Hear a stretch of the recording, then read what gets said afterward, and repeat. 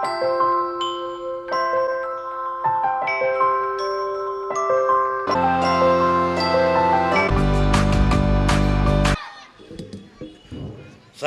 इस्तकबाल कीजिए हैदराबाद से आए हुए मजलिस इत्तेहादुल मुस्लिमीन के एमएलए जनाब सैयद मेराज साहब को मैं आवाज़ दे रहा हूँ कि ज़िंदगी के लिए जो रोते हैं, ज़िंदगी के लिए जो रोते हैं, तख्त खोते हैं, ताज खोते हैं, मौत से जिनको प्यार होता है उनकी ठोकर में ताज होते हैं।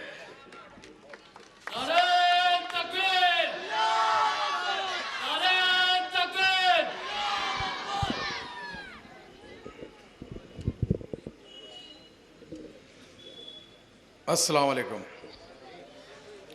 शहनशीन पे तशरीफ़ फरमा सदर जलसा जनाब मोइन साहब, सदर मजलिस इत्तेहादुल मुस्लिमीन महाराष्ट्र, मौलाना अशरफ़ी साहब, हैदराबाद से तशरीफ़ लाए हुए जनाब मुस्तफ़ा बेग सलीम साहब, हैदराबाद कारपोरेटर, और डाइस पे तशरीफ़ फरमा क़ायदीन मजलिस इत्तेहादुल मुस्लिमीन, बुज़ुर्गों, दोस्तों, साथियों और पसा पर्दा बैठ कर सुनने वाली मेरी इज़्ज़त माँ और बहनों, आज का ये जलसा जलसे हालत हाजरा के उन्वान पे खड़गपुर में रखा गया है। चूँकि मौलाना अशरफ़ी साहब ने खड़गपुर के बारे में इतना बताया, अब मुझे खड़गपुर से मोहब्बत होने लग गई है। चूँकि खड़गपुर की मामूली सरजमीन नहीं है, खड़गपुर की सरजमीन पर न सिर्फ बहादुर रहते हैं बल्कि बहादुर बसते हैं। इसीलिए बहादुर पार्टी का इस्तकबाल करते हैं, जिस पार्टी का नाम मजलिस इत्तेहादुल मुस्लिमीन है। ऐसी पार्टी जिस पार्टी के दो शेर है, एक शेर का नाम नखीब मिल्लत बैरिस्टर असदुद्दीन ओवैसी है तो दूसरे शेर का नाम हबीब मिल्लत जनाब अकबरुद्दीन ओवैसी है। ये दोनों शेर मिलकर ये सोचे कि महाराष्ट्र की सरजमीन पे एक और शेर आ जाए, इसके लिए जनाब मोइन साहब को यहाँ से चुना गया है। ये अल्लाह का लाख लाख करम है। मैं तो एक ही बात कहूँगा, नांदेड़ वालों की बदकिस्मती थी और अल्लाह को मंजूर नहीं था, वरना पिछले असम्बली इलेक्शन में, आमदार इलेक्शन में अगर हमारे मोइन साहब जीत जाते तो शायद आज नांदेड़ की फिजा कुछ और होती थी। यही नांदेड़ की फिजा में एक बहुत बड़ा नाम गूंजता था, उस नाम का नाम मजलिस इत्तेहादुल मुस्लिमीन था। मगर हम कभी भी मायूस नहीं होते हैं। हमको भी अच्छी तरीके से मालूम है मायूसी हमारे मज़हब में कुफ्र है। हम अल्लाह की ज़ात से कभी मायूस नहीं होते। जब भी हम इलेक्शन लड़ते हैं, बेशक हम मेहनत करते हैं, हमारी सोच और फिक्र यही होती है कि मेहनत करना हमारा काम है, जीत हार का फैसला अल्लाह सुब्हानहू तआला के हाथ में है। हम वो ईमान और अकीदत के साथ आते हैं और इलेक्शन लड़ते हैं। आपको मालूम होना चाहिए, नांदेड़ की सरजमीन पर जब इससे पहले का कारपोरेशन इलेक्शन हुआ था, उस कारपोरेशन इलेक्शन के अंदर आप लोगों ने एक ऐसा इत्तेहाद का सबूत दिया था जिस इत्तेहाद के अंदर मुस्लिम, दलित, बैकवर्ड क्लास ने ये साथ दिया। सरजमीन नांदेड़ के ऊपर मजलिस इत्तेहादुल मुस्लिमीन को सबसे पहले इस्तकबाल करने वाली सरजमीन नांदेड़ थी। मैं मुबारकबादी देता हूँ उन नांदेड़ के लोगों को जिन्होंने मजलिस इत्तेहादुल मुस्लिमीन का शान और शान इस्तकबाल किया है। और हर पार्टी का झंडे का रंग अलग होता है। कोई पार्टी का तिरंगा होता है, कोई पार्टी का दो रंग का होता है, किसी का ऊदा होता है, किसी का गेरुआ कलर का होता है, किसी और का और कलर होता है। मगर अल्हम्दुलिल्लाह मजलिस इत्तेहादुल मुस्लिमीन का झंडे का रंग हरा था और हरा ही है। इंशाअल्लाह ताला सरजमीन महाराष्ट्र में सबसे पहला हरा झंडा गाड़ने वाले कोई और नहीं है, वो नांदेड़ की आवाम है, ये नांदेड़ के गयूर मुसलमान है। सबसे पहले नांदेड़ से हमने जब मजलिस इत्तेहादुल मुस्लिमीन का बिगल बजाया तो तमाम हिंदुस्तान की सियासी पार्टी परेशान थी।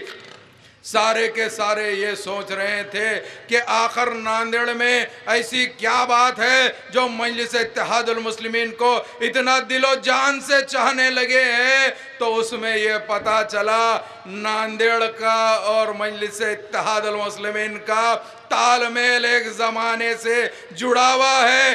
कैसे जुड़ा हुआ है आप खुद जानते हैं, जो बुजुर्ग है उनको मालूम है। सरजमीने नांदेड़ मराठवाड़ा में आती है, वही मराठवाड़ा है जिस पे निजाम ऑफ दक्कन हुकूमत करे है, वो सरजमीन का नाम नांदेड़ है, मराठवाड़ा है। तो इन्होंने देखा ये लोग हर चीज से अच्छे से वाकिफ है।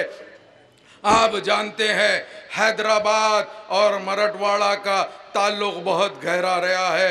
कुछ हमारी बच्चियां यहाँ पर है, कुछ हमारे बच्चे यहाँ पर है, कुछ हैदराबाद में है। इसी तरह आप जानते हैं कि मजलिस इत्तेहादुल मुस्लिमीन की हिस्ट्री के बारे में जितने भी मेरे बुजुर्ग हैं वो जानते हैं। जो नौजवान हैं जिसको मालूम नहीं है उनको मैं ये कह देता हूँ, अल्हम्दुलिल्लाह आज से 58 साल पहले सरजमीन दक्कन पर फ़ख्र मिल्लत जनाब अब्दुल वाहिद अवैसी साहब ने ये सोचा, हिंदुस्तान के दस्तूर में, हिंदुस्तान के आइन के अंदर तमाम लोग जो अपनी अपनी सियासी जमात बना सकते हैं, उस तरह मुसलमान दलित बैकवर्ड क्लास भी अपनी सियासी जमात बना सकते हैं। हिंदुस्तान के दस्तूर के अंदर 58 साल पहले फ़ख्र मिल्लत ने मजलिस इत्तेहादुल मुस्लिमीन का जब दोबारा आगाज किया तो लोग सोचने लगे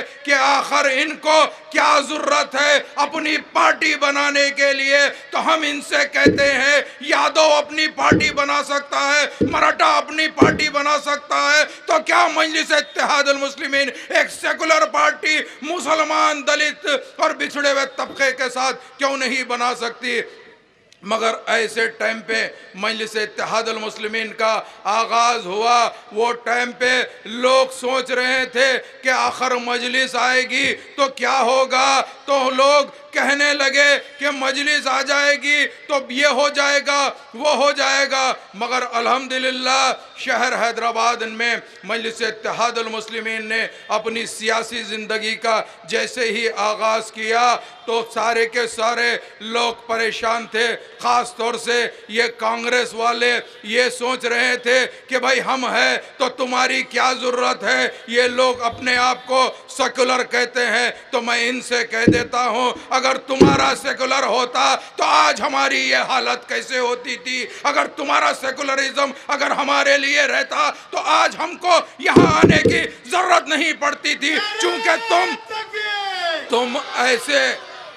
तुम ऐसे सेकुलर है जैसे खाने में नमक की बराबर तुम सेकुलर है। अगर तुम्हारा सेकुलरिज्म पूरे का पूरा होता तो आज ये फिरका परस्त बीजेपी नहीं आती थी। तुम्हारी कमजोरी की तरफ से, तुम्हारी बेबसी की तरफ से आज ये बीजेपी हिंदुस्तान में आ गई है। तो मैं इनसे पूछना चाहता हूँ, ऐ कांग्रेस वालों, मेरा सवाल तुमसे है। मैं ये पूछना चाहता हूँ, हमारे मासूम बच्चों ने, हमारे नौजवानों ने, हमारे बुजुर्गों ने बरसा बरस तुमको साथ दिया, मगर तुम हमको क्या दिए। तुम आज तक हमको कुछ नहीं दिए सिवाय बेबसी लाचारी के अलावा तुम हमारे को कुछ नहीं दिए। अगर तुम हमारे बच्चों को रोजगार देते, तुम तुम हमारे बच्चों को तालीम देते तो आज हमारी ये हालत कैसे होती थी। आज हमको हमारी औलाद को पालने के लिए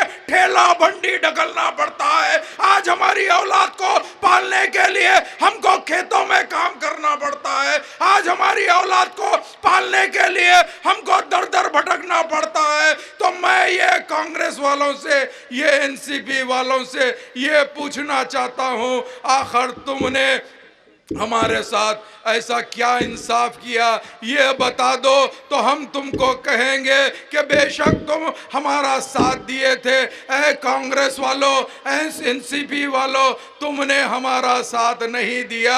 मजलिस इत्तेहादुल मुस्लिमीन जैसे ही आती है, तुम ये समझते हो कि मजलिस इत्तेहादुल मुस्लिमीन आ जाएगी तो शायद तुमको डर और फिक्र हो गई है, तुम गलत प्रोपेगेंडे करने लगते हो।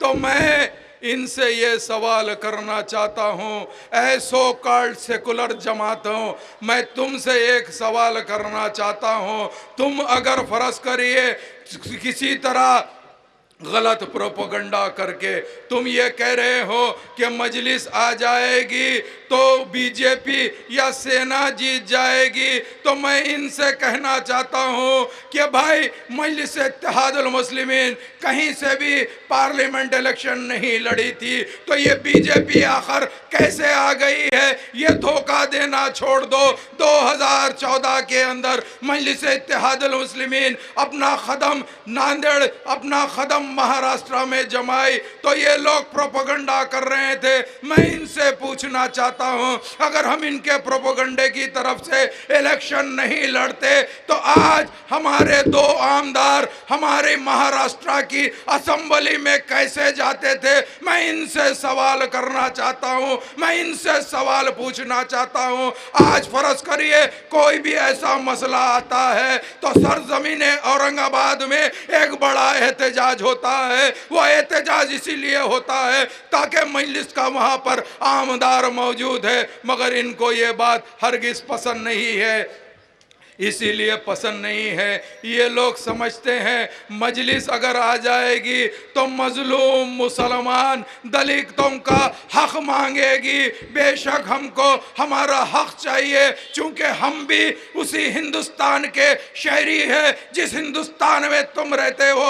हम भी अव्वल दर्जे के शहरी है, हम कोई गलत नहीं है। हमारी वफादारी पे तुम शक करते हो तो मैं इनसे एक सवाल ये कहना चाहता हूँ कि भाई हमसे बढ़ के मुल्क का वफादार कौन है, तुम बता दो। हम अगर जीते हैं तो सरजमीन हिंदुस्तान पे जीते हैं, हम अगर दुनिया से जाते हैं तो यही 2 गज जमीन हिंदुस्तान के अंदर जाते हैं। हमारी वफादारी पे तुम शक करते हो। हमारे से बढ़ के सेकुलर कौन है, हम तुमसे सवाल पूछना चाहते हैं। ऐ सेकुलर पार्टी, हम तुमसे सवाल पूछना चाहते हैं। हाँ, बेशक हम मुसलमान हैं, बेशक हम मुसलमान हैं, हम इस्लामी तालीमात पे चलते हैं, बेशक हम इस्लामी तालीमात पे चलते हैं, मगर हमारा अक़ीदा और ईमान ये है, हम जब दुनिया में आते हैं तो सबसे पहले बहैसियत मुसलमान आते हैं, उसके बाद में हम हिंदुस्तानी कहलाते हैं। जब हम पैदा होते हैं हमारे बड़ों ने एक कान में अज़ान देते हैं तो दूसरी कान में अक़ामत देते हैं। तो हमारा मजहब यही सिखाता है, अड़ोस पड़ोस से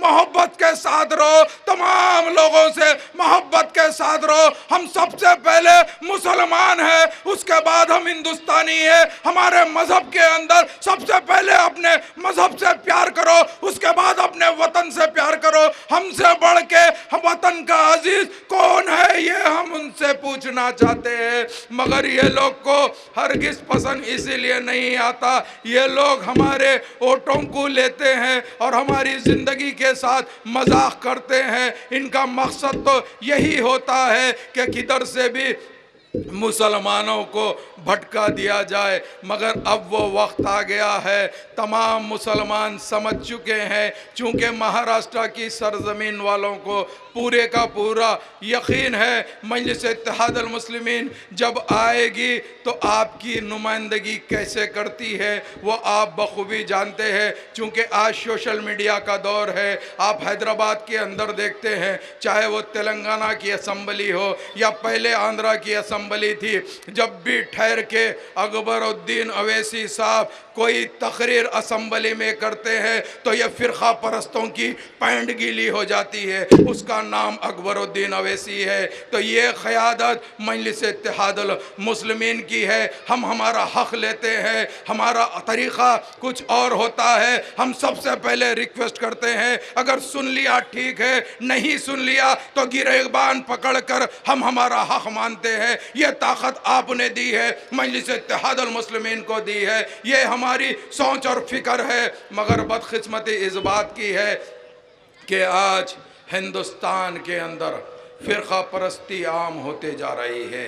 ये फ़िरक़ा परस्त ये समझ रहे हैं कि इनकी फ़िरक़ा परस्ती को मुल्क को तोड़ देंगे, ये हरगिज़ नहीं हो सकता।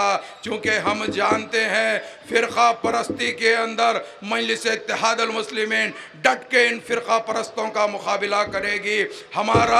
हमारा किसी से कोई भी हमको मज़हब से एतराज़ नहीं है, हर हिंदुस्तानी को अपने मज़हब पे चलना चाहिए। मगर हमारा एक ही मकसद है, हम किसी से डरते नहीं हैं। हमारा मकसद यही होता कि हमारे भाइयों की नुमाइंदगी करो, मगर हम किसी के ख़िलाफ़ नहीं हैं।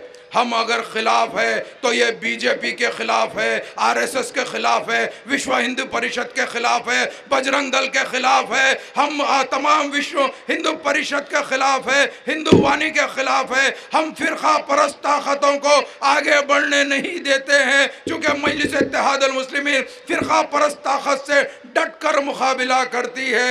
मगर आज आप देख रहे हैं हिंदुस्तान का माहौल क्या होते जा रहा है। आज हिंदुस्तान के अंदर गौ कशी के नाम पे मासूम मुसलमान दलित का कत्ल किया जा रहा है। ऐ नरेंद्र मोदी, हम तुमसे सवाल कर रहे हैं, क्या तुम्हारी हुकूमत में एक सच्चा इंसान महफूज है या नहीं है? तुम बताओ, ये अवाम को बताओ, हिंदुस्तान को बताओ। मगर तुम्हारा ड्रामा ऐसा हो गया है, तुमको जानते नहीं है, मगर तुम ये समझते हो कि फ़िरक़ा परस्ती बढ़ा देंगे, हिंदुत्व तो बढ़ावा देंगे, मगर अल्हम्दुलिल्लाह मरते मर जाएंगे। कभी हिंदुत्व को हम आगे बढ़ने हमारे मुल्क में नहीं देंगे। हम भी जानते हैं तुम तरीके के बातें करते हो।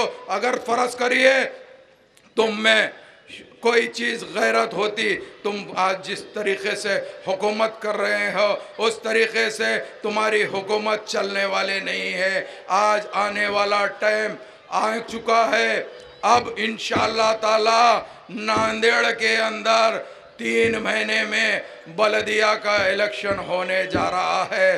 पिछले टाइम आपने अपना वोट मजलिस इत्तेहाद अल मुस्लिमीन को देकर ये बता दिया था कि अल्हम्दुलिल्लाह नांदेड़ के अंदर हम मजलिस को लाना चाहते हैं। मगर कुछ मुनाफिकीन ने आपका वोट लेने के बाद चंद टुकड़ों पे बिक चुके हैं। ऐसे मुनाफिकीन को भी आपको सबक सिखाना चाहिए, क्योंकि हमारे को नुकसान कभी किसी से नहीं हुआ। अगर हमको नुकसान हुआ है तो वह अपने ही लोगों से हुआ है, अपने ही लोग बिक कर हमको नुकसान पहुंचाना चाहते हैं। मगर आज अल्हम्दुलिल्लाह जब कभी भी कारपोरेशन इलेक्शन होने को जा रहा है, इंशाअल्लाह ताला ज़रूर ज़रूर मजलिस इत्तेहाद अल मुस्लिमीन सरज़मीन नांदेड़ पे अब की मर्तबा ज़रूर इंशाअल्लाह मजलिस का मेयर होगा। और ये लोग जो समझ रहे हैं कि तुम कुर्सी पे बैठ के हमको ऑर्डर देते हैं, वो टाइम आ गया है। इंशाअल्लाह ताला हम कुर्सी पे बैठेंगे, तुम नीचे बैठेंगे, तुम्हारी वो कुर्सी चलने वाली नहीं है। ये टाइम आ चुका है। चूँकि मजलिस इंसाफ दिलाना चाहती है। मजलिस ये चाहती है आपको अपना हक दिलाने के लिए मजलिस इत्तेहादुल मुस्लिमीन आई है। लोग कह रहे हैं कि मजलिस आएगी तो क्या करेगी? अरे बाबा, मजलिस आएगी तो क्या करेगी? अपने डैडी से पूछ लो हम क्या करते हैं, हमसे क्या पूछते हो? वो लोग से पूछो हम क्या करते हैं। अरे खाली हमारे नाम से अच्छे अच्छों की पटलोन गीली हो जाती है, वो चीज़ मजलिस इत्तेहादुल मुस्लिमीन में है। इंशाअल्लाह ताला सरजमीने नांदेड़ में बहुत जल्दी असदुद्दीन ओवैसी साहब आने वाले हैं। उसके बाद में देखो बिगुल कैसा बजता है, उसके बाद पता चलेगा। और एक बात बता देता हूँ, अकबरुद्दीन अवैसी साहब भी आने वाले हैं। जैसे ही अकबरुद्दीन अवैसी साहब आएंगे तो ये जितने भी सोच रहे ना साहब जने टीवी कैमरे ले लेके आ जाएंगे, बोलेंगे अकबरुद्दीन अवैसी आ गया, अब क्या होने वाला है, अब क्या होने वाला है? कुछ होने वाला नहीं है, तुम्हारी फिरका परस्ती ख़त्म होने वाली है। क्योंकि अल्लाह सुब्हानहू व तआला ने अकबरुद्दीन अवैसी साहब को एक नई ज़िंदगी इन फिरका परस्तों के लिए दी है। आप जानते हैं 2011 में अकबरुद्दीन अवैसी पे एक कातिलाना हमला हुआ था, काफ़ी लोग को मालूम है। तो मैं उनके लिए एक शेर कहता हूँ, मैंने हर गम खुशी में डाला है, मैंने हर गम खुशी में डाला है, मेरा हर एक चलन निराला है। लोग जिन हादिसों में पलते हैं मुझे उन हादिसों ने पाला है। तो बेशक जब उन हादिसों में कोई इंसान पलता है तो अल्लाह ताला ने उसकी जो ज़िंदगी बख्शी है वो कौम व मिल्लत के लिए बख्शी है। तो ऐसा इंसान किसी से डरता नहीं, ना तो जेल से डरता है ना किसी और चीज़ से डरता है। बेशक इंशाअल्लाह ताला आपको आने वाले टाइम पे ये बीजेपी शिवसेना को मुंह तोड़ जवाब देना है। उसके साथ साथ ये जो सो कॉल्ड सेकुलर अपने आप को कह रहे हैं, पिछले 50 साल से आपके यहाँ अपने आप को कांग्रेस के जो नेता है, आपके यहाँ के जो चीफ मिनिस्टर भी बने थे, अगर उन्होंने यहाँ के रहते हुए सीएम बनते तो यहाँ पे क्या तरक्की दिए? कुछ नहीं दिए, सिर्फ अपने बंगले में बैठ के ऐश करते गए और कुछ नहीं कहे। ऐ बंगले वाले हो, तुमसे सवाल पूछ रहा हूँ कि आखिर तुम अगर फ़र्ज़ करो सही होते तो आज हमारी ये हालात नहीं होती थी। इंशाअल्लाह ताला वक्त की कमी है, जलसे और भी होते रहेंगे। जिस वक्त जलसे होंगे इंशाअल्लाह ताला दोबारा आप लोग से मुलाकात होगी। मगर आप लोग से अदबन दरख्वास्त करता हूँ वो ये है कि वक्त को समझिए। आने वाले टाइम पे मजलिस इत्तेहादुल मुस्लिमीन जो उम्मीदवारों को भी आपके बल्दिए हल्के से उतारेगी, उनको आप ज़रूर बर ज़रूर वोट दे के असदुद्दीन ओवैसी साहब और अकबरुद्दीन ओवैसी साहब के हाथ मजबूत करिए। बहुत बहुत शुक्रिया।